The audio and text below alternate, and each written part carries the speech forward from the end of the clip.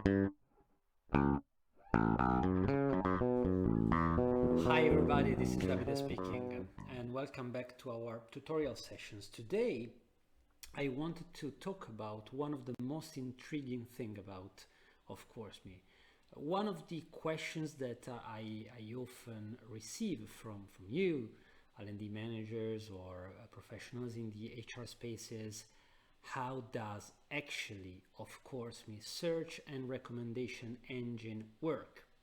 And this is a fascinating question. It is way broader than what you may think, because actually you're not talking about how specifically our search engine works, but how does a search engine in general work. So there is a bit of a history in this video about how search engines work since the first search engines appeared on planet Earth, like Alta Vista, Yahoo, even before Google.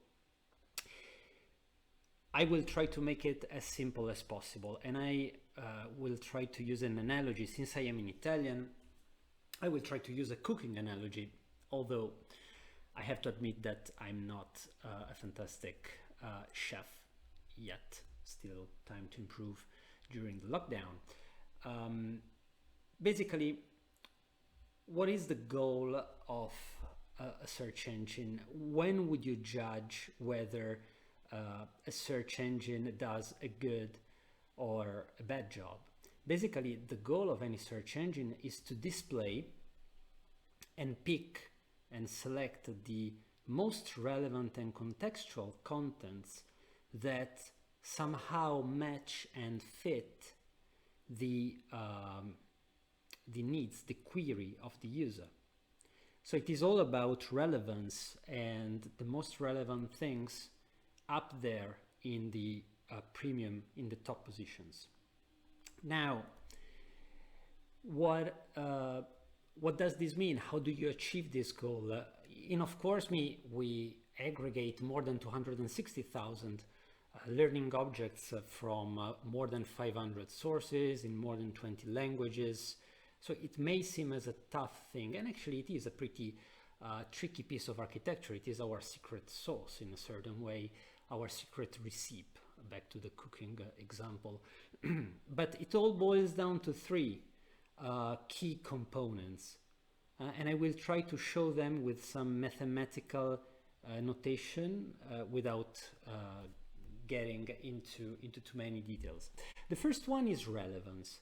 And by relevance, I don't mean personal relevance, subjective relevance, but we rather need an objective measurement of relevance. So we need a way to judge whether a content ranks higher or lower than another in relevance versus another one when it comes to a specific search, a specific query by a user. And there are many different ways we can achieve this.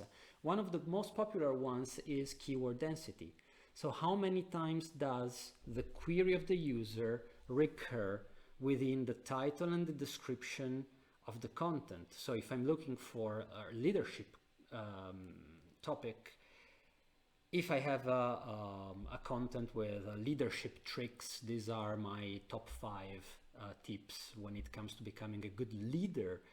Actually, you have leadership and leader, who basically belong to the same leadership concept, and it's already 2, it scores already 2 in the title, and then you may have leadership or synonyms of leadership within the short description of the content itself. This is one way of measuring in a very objective and analytical way relevance. So basically an object with which counts 50 leadership related keywords within either the title or the description would rank higher if compared to another one ranking only 35 times. This is one way, but it is very limited in the sense that sometimes searches tend to be very broad and not specific. So what is what is more fundamental is to infer the context of the search. So you may have experienced this yourself when searching on Google. If you search for a single keyword, you receive millions of results, and not necessarily the first one appearing in the top positions are the most relevant for you. Rather, if you type a more complicated query, combining more elements and making the search more specific, actually the search engine works better. And that's the same stuff that we do. If you want to know about leadership management, well, that's a much narrower search than leadership in general. If you look for leadership management remotely, because we all have this issue of managing remotely people, this is even more specific. The more elements you combine in your search, the better the search engine works. And if you land to a super narrow and very specific search, you may not find any relevant object, but that's better. It is actually a time saver than going through hundreds of general results, which actually are not relevant given the search that you have done. So it needs to be contextual relevance. So this is number one, an objective and analytical measure of relevance, if you like. The second one is freshness of content or recency. And this is pretty straightforward. You expect to have objects that have been published recently ranked a bit higher than others. Clearly, the tricky thing is that if you push too much on super fresh content, boosting them in the ranking algorithm, you end up having only super fresh contents which may not be as relevant as contents published 1 month ago, but still way better. So you need to balance relevance and freshness or recency of content. And now you start to see how these two things interplay, right? So it's not about one single criteria, it is rather the combination in your recipe. It's the combination of few ingredients. But there is one important piece, the third one, lacking: the personalization of the search. Because you may have the best objective measurement of relevance on earth. You may have cracked and hacked the best ranking algorithm in the world. As well, you may have found the best way to combine objective relevance with freshness of the content. But if you miss that personalization element, then you are lost, because the user will not perceive these contents as relevant to her or to him. So how do you make this ranking personal? You need to factor in your recipe, in your equation, in your set of equation actually, to be more specific, some sort of objective measurement of personal importance that the individual user may attribute to a content rather than another. And there are some objective and scalable ways of doing so. Click-through rate is one of the most popular ones. So I show you 10 contents that, according to a very aseptic and analytical measurement of relevance, they all rank equal.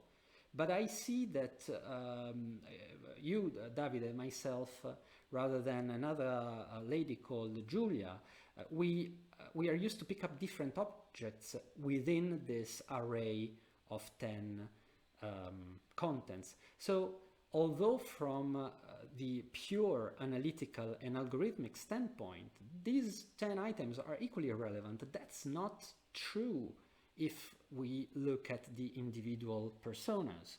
So we can factor in this click-through rate. We actually store it at OfCourseMe, and the objects that receive more attention, so they are viewed more often, they receive more impressions, they receive more clicks, they are liked more than others, they are completed more than these objects receive a positive reinforcement in the ranking of OfCourseMe. And that's true for Google, that's true for any other search engine which you use.